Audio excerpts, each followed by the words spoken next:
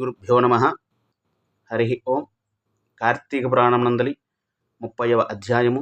ఈ అధ్యాయమునందలి కార్తీక వ్రతము యొక్క మహిమ, ఫలశ్రుతి ఇదంతా కూడా సవిస్తారముగా చెప్పబడి ఉన్నది.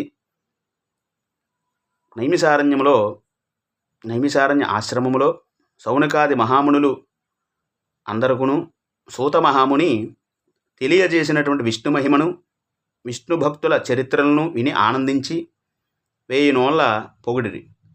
శౌనకాది మునులకు ఇంకను సంశయము తీరనందున సూత మహాముని చూచి, ఓ మునితిలకమా, కలియుగమందు ప్రజలు అరిషడ్వర్గములకు దాసులై అత్యాచార పరులై జీవించుచు సంసార సాగమును తరింపలేకున్నారు. అటువంటి వారు సులభముగా ఆచరించు తరుణోపాయము ఏదైనా కలదా? ధర్మములన్నింటిలో మోక్ష సాధన ఉపయోగమైనటువంటి ఉత్తమమైనటువంటి ధర్మమేది? దేవతలందరిలోనూ ముక్తి పొందుటకు ఉత్తమమైనటువంటి దైవం ఎవరు? మానవుని ఆచరించి ఉన్న అజ్ఞానమును రూపుమాపి పుణ్యఫలమిచ్చున్నటువంటి కార్యము ఏది? ప్రతిక్షణము మృత్యువు వెంబడించుచున్న మానవులకు సులభముగా మోక్షము పొందు ఉపాయమేమి అని నామస్మరణ ద్వారా చేయుచున్న మేము, సర్వదా హరినామస్మరణ చేయుచున్న మేము ఈ సంశయముతో ఉన్నాము. కావున దీనిని గురించి వివరించము అని ఆ యొక్క సూత మహాముని ఋషులందరూ కూడా భక్తి పూర్వకంగా అడిగిరి. అంతటా ఆ సూత మహర్షి ఆ ప్రశ్నలను విన్నటువంటి వాడై, ఓ మునులారా, మీకు కలిగినటువంటి సంశయములు తప్పకుండా తెలుసుకోదగినటువంటివి. కలియుగమనందరి మానవులు మందబుద్ధులు. క్షణికమైనటువంటి సుఖములతో నిండినటువంటి సంసారమును దాటుటకు మీరు అడిగినటువంటి ప్రశ్నలు మోక్ష సాధనములు కాగలవు. కార్తీక వ్రతము వలన యాగాది క్రతువులు చేసినటువంటి పుణ్యము, దాన ధర్మములు ఫలము చేకూరును. కార్తీక వ్రతము శ్రీమన్నారాయణకు ప్రీతికరమైనటువంటి వ్రతము. ఇది అన్ని వ్రతముల కంటే ఘనమైనది అని శ్రీహరి వర్ణించియున్నాడు. ఆ వ్రతమహిమ వర్ణించుటకు నాకు శక్తి చాలదు. అంతేకాదు, సృష్టికర్తయుగా బ్రహ్మదేవుని సఖ్యము కూడా కాదు. అయినను నాకు తెలుసున్నంతలో సూక్ష్మముగా వివరించేతను, వినుము అని చెప్పాను. కార్తీక మాసమునందు ఆచరించవలసినటువంటి పద్ధతులను చెప్పుచున్నాను, శ్రద్ధగా వినుము. కార్తీక మాసమున సూర్యభగవానుడు తులారాశి యందున్నప్పుడు శ్రీహరుని ప్రీతి కొరకు మనకు ముక్తి కలుగుటకు తప్పనిసరిగా నదీ స్నానమును చేయవలేను. దేవాలయానికి వెళ్ళి హరిహరాదులను పూజింపవలెను. తనకున్న దానిలో కొంచెమైనా దీపదానము చేయవలేను. ఈ నెల రోజులు విధవ వండినటువంటి పదార్థములను త్యజించవలెను. రాత్రులు విష్ణు ఆలయమును కానీ శివాలయమును కానీ ఆవునేతితో దీపారాధన చేయవలేను.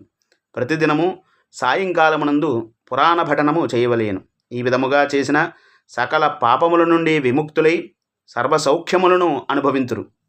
సూర్యుడు తులారాశియందున్న నెల రోజులు ఈ విధముగా ఆచరించువాడు జీవన్ముక్తులు అవుదురు అని ఇట్లు ఆచరించుటకు శక్తి ఉండి కూడా ఆచరింపక కానీ, లేక ఆచరించుటువంటి వాళ్ళని చూసి ఎగతాళి చేసినా కానీ, వారికి ధన సహాయము చేయువారికి అడ్డుపడినా కానీ, వారును ఇహమందు అనేకమైనటువంటి కష్టములు పొందుటయే కాక వారి జన్మాంతరమునందు నరకలోకములో పడి యమకింకరుల చేత నానా హింసలు పాలు కాగలరు. అంతేకాక అట్టివారు 100 జన్మల వరకు చండాలాది హీన జన్మములు ఎత్తుదురు.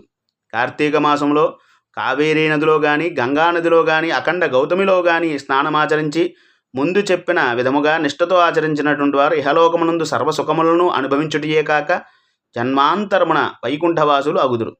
సంవత్సరంలో వచ్చు అన్ని మాసముల కన్నా కార్తీక మాసము ఉత్తమోత్తమైనటువంటి మాసము.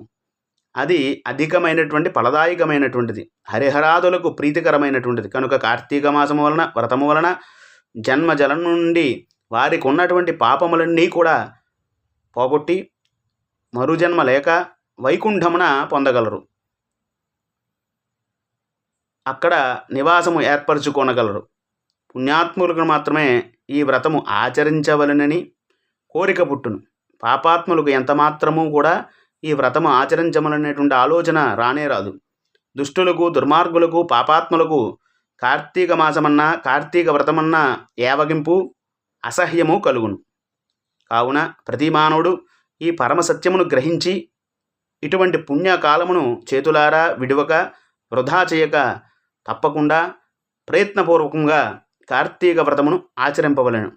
ఇటు నెల రోజులు చేయలేని వారు కార్తీక శుద్ధ పౌర్ణమి నాడు అయినను తమ శక్తి కొలది వ్రతమాచరించి పురాణ శ్రవణము చేసి జాగరణము ఉండి మరునాడు ఒక బ్రాహ్మణునకు భోజనము పెట్టినచో నెల రోజులు చేసినటువంటి పుణ్యముతో సమానమైనటువంటి ఫలితము కలుగును.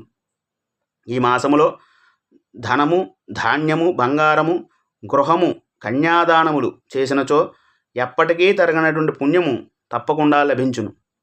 ఈ నెల రోజులు ధనవంతుడైనను బీదవాడైనను మరెవ్వడైనను సరే సదా హరినామస్మరణ చేయుచు పురాణములు వింటూ పుణ్యతీర్థములు సేవిస్తూ దానధర్మములు చేయుచున్న ఎడల వారికి పుణ్యలోకము తప్పకుండా వచ్చును.